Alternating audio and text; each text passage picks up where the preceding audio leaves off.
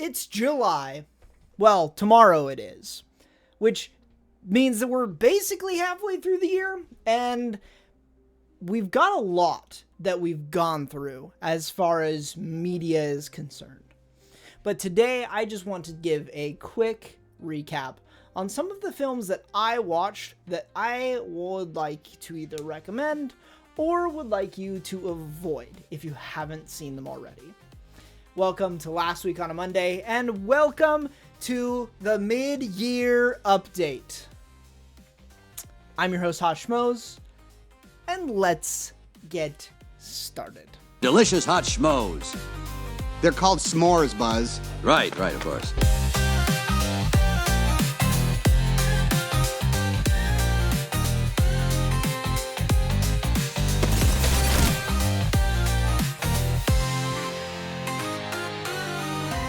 Before I get into recommending movies or telling you to avoid movies, because there have been a couple of those, let's just look at this list really fast. Because this list is the list of highest grossing films of the year so far, domestically. And I think this is incredibly telling of a couple of things. Now, you'll see here up at the top of the list, we have Minecraft movie. Chicken jockey!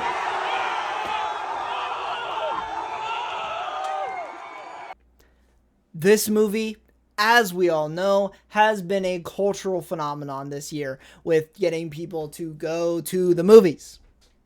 And I'm thankful for Minecraft movie because without the hype that it gave near the beginning of the year, I don't think some of these movies would have done quite as well, simply because it got people to go back to the theater.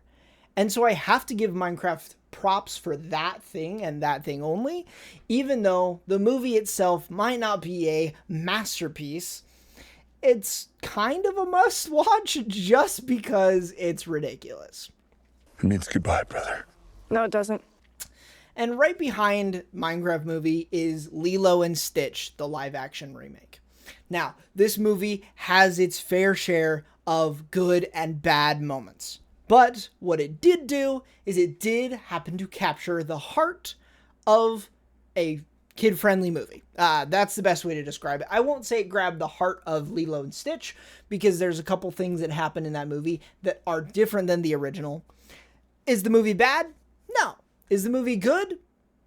It's better than the other live action remakes, so sure. After Lilo and Stitch, we have a complete genre change, whiplash for sure, in Sinners. Sinners, I have not seen this movie yet. I plan to watch it eventually. I wish I had seen it in theaters, but I just haven't. But this movie, I understand from the people that have seen it, is phenomenal. Albeit, it is also rated R. So don't take your kids to see this movie, and don't watch this movie with your kids, just because it's rated R. But great story, great acting. I'll recommend it even though I haven't even seen it.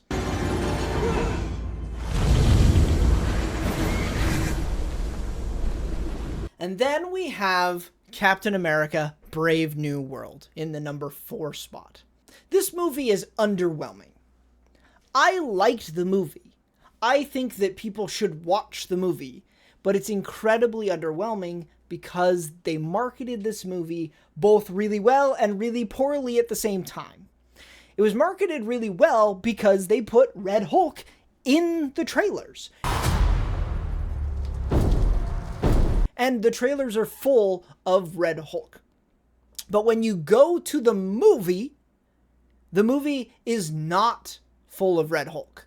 And unfortunately, Red Hulk is only in the very final moments of that movie. And so the rest of the movie, that has a different story than what you expect, is kind of underwhelming. It's not bad, but it's not great either. But it's a decent enough Marvel film, and you should watch it. On the number 5 spot, we have the live-action How to Train Your Dragon movie, which came out recently, which tells me that it's doing very, very well.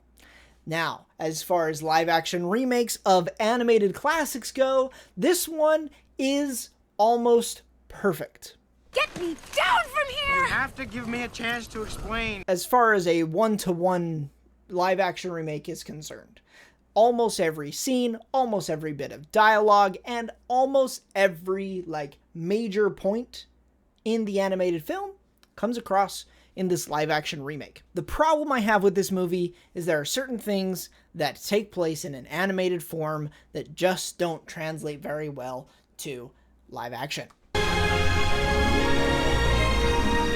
The dragons are not that thing, because the dragons do look phenomenal, and the acting is rather decent. But for some reason, I can't really describe why, the one-for-one nature of this movie coming from an animated film feels disingenuous. You need to stop all This. what you just pointed to all of me. I hate saying that. I enjoyed the movie, but I don't love it as much as the original. On the number 6 spot, we have Thunderbolts. Now, for the sake of not beating a dead horse, I'm sure everybody would love for me to just say this movie is good and move on. But I can't do that because this movie is phenomenal. Go watch this movie.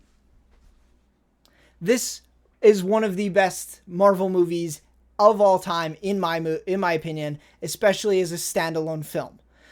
It's got heart, it's got character, and it's got just so much fun. If you haven't watched Thunderbolts, especially if you're a Marvel fan, what are you doing? Go watch this. No.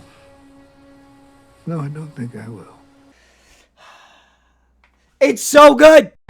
Wakanda forever! Right after Thunderbolts, at the number 7 spot, we have Mission Impossible: The Final Reckoning.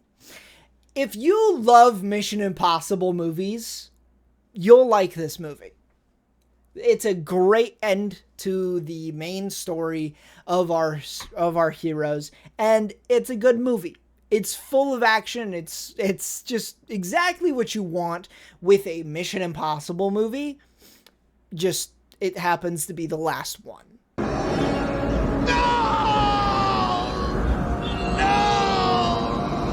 Would recommend if you like Mission Impossible movies. And if you haven't seen Mission Impossible movies, go watch all of them first. There are too many of them. What are we going to do?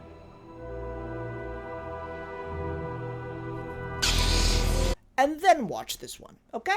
Okay. Okay. In the number 8 spot, we happen to have Final Destination Bloodlines. I'm going to be honest, I didn't watch this movie, and I'm not going to watch this movie, and so I can't recommend you watch this movie, because I just haven't seen it. You know how much I sacrificed?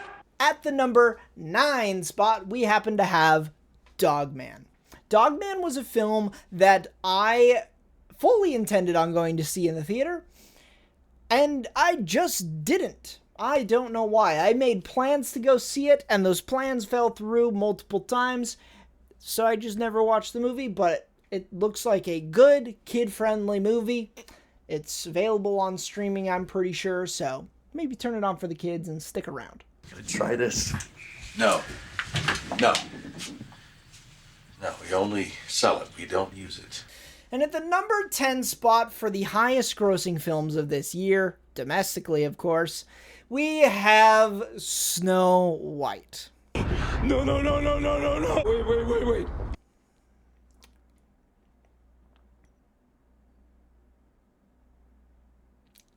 There is no God! That's why I stepped in! I'm not going to recommend this movie. I can't tell you how much I was let down by this film. Because its story is not the same as the original. And the story that they did tell was not... It just didn't hit me. It didn't have any... It didn't feel like it had any heart. It just felt like a story.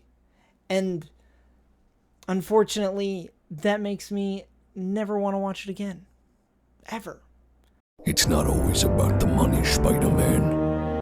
I'll watch most of these movies again. Honestly. I mean, I'll never watch Final Destination. But all these other movies on this list, I will watch for a second time. Just because they were decent enough movies. Or fantastic movies if you're talking about Thunderbolt. So, yeah. But enough of the highest grossing movies of the year. I want to talk about a couple of movies that weren't necessarily super, super popular. But I thought they were good enough that I need to talk about them just for a second. Okay? Bear with me. Now, the first movie that I want to talk about, two movies. I'm going to talk about two movies in the same sentence. Not sentence. Same conversation. These are action films. So if you don't love action films, you might not love these movies. But I love action films, especially ones that are full of character, full of chaos, and just all out funny. And the two movies that I'm going to talk about here are Love Hurts and Novocaine. Both of these movies starring great actors and are just both, they're the same genre in the sense that, like, they're just about people going through life and they've got something that causes them chaos and they just are beating people up. And it's so much fun. Novocaine, the guy can't feel pain. So lots of kind of gory stuff happens in that movie because of that. In Love Hurts, the guy is a martial artist who happens to know how to kick some butt. And he does. So would recommend those movies if you like movies like Bullet Train or the John Wick series, honestly, because they were a lot of fun. Tina, you fat lard, come get some dinner. Now, so far, other than Snow White, there's not really many movies that I've seen that I would recommend you avoid completely. However, there are two movies that I would tell you probably just not to watch, or at least put them low on the totem pole of movies that you're planning to watch. One of those is a Netflix original, so I don't know if this really counts, but I thought it was going to be good, so I watched it, and it was mid. It wasn't very good. And that's The Electric State on Netflix. This movie has some decent CGI, kind of okay writing, and big name actors. That's all I have to say about that movie. And the other movie that I would kind of tell you to avoid, just because it was kind of okay, is Mickey 17. And I don't like saying that. Honestly, like, I went into Mickey 17 earlier this year in the hopes that this movie was going to be awesome. And the first half of the movie is pretty good. And the second half of the movie gets very weird very quickly. And just wasn't great, honestly. That's all I have to say about that movie. So, yeah.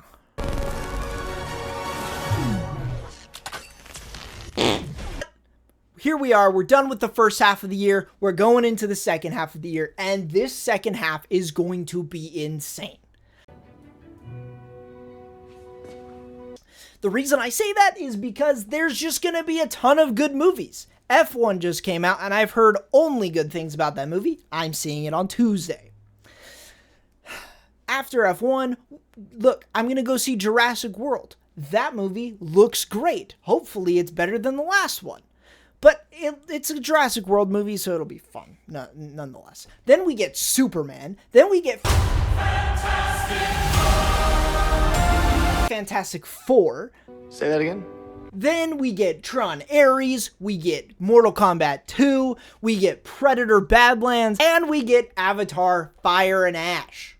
And there's tons of movies in between those that I may or may not see, but those are big name movies that are supposedly going to be... No, Johnny. Say it! I don't wanna! Say it! amazing! What? So, all I gotta tell you is just take your time, look at the movies, look at the trailers that are out for those movies, and go watch them. Because there's nothing better, especially if you see it opening weekend, for a big movie like Superman or Fantastic Four, or I'm sure Tron Ares will be the same way. Just being there with people that love those movies and are excited to watch those movies, there's nothing better. Run!